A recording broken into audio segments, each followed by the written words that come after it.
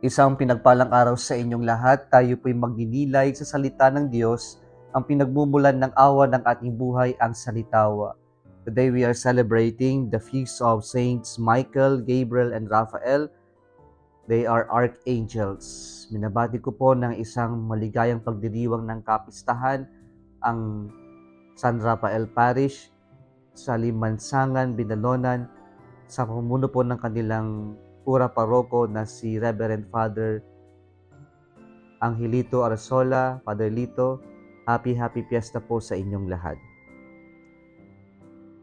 Ang mga anghel po na pinagdiriwang natin ngayon ay walang physical bodies, walang remains, walang relics.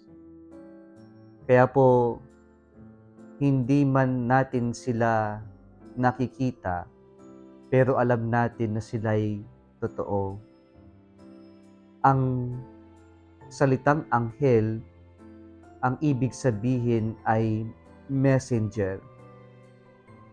Sila ay tagapagdala ng balita ng Diyos.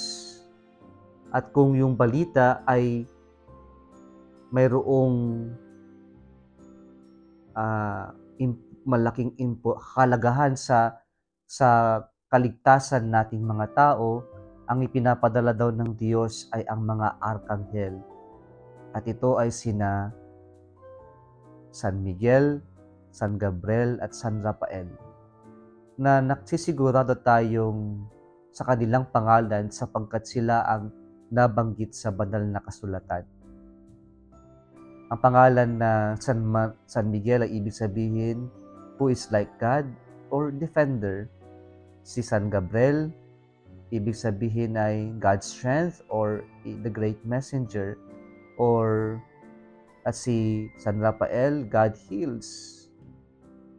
Kung titingnan natin mga kapatid, ang mga anghel, ang kanilang gampanin o ministry ay ang pagsilbihan ang tao ng Diyos at ang gabayan, protektahan tayong mga tao ng Diyos.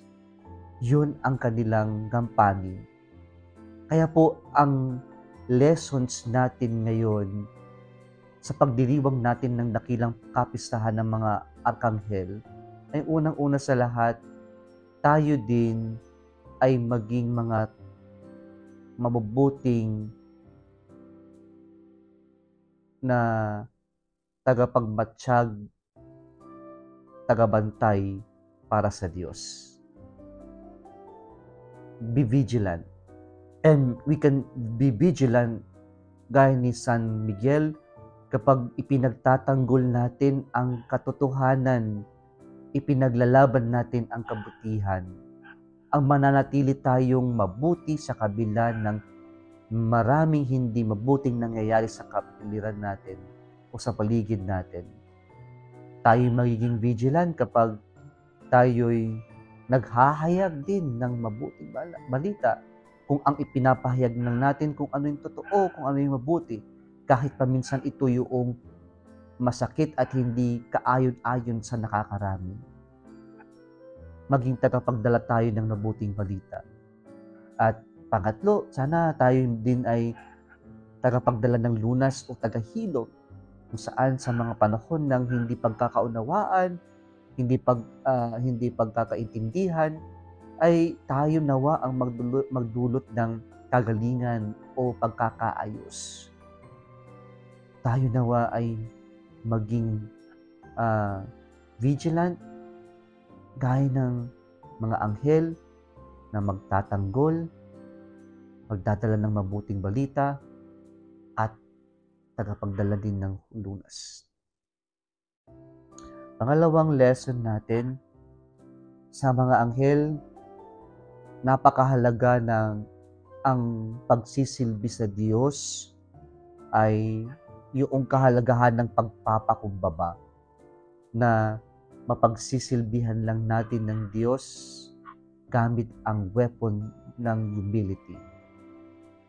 When Satan said, "Non serviam, I will not serve," our response is the fiat of Mary be done to me according to your word. We can only serve God in humility, and we can be like angels when we are humble servants of the Lord.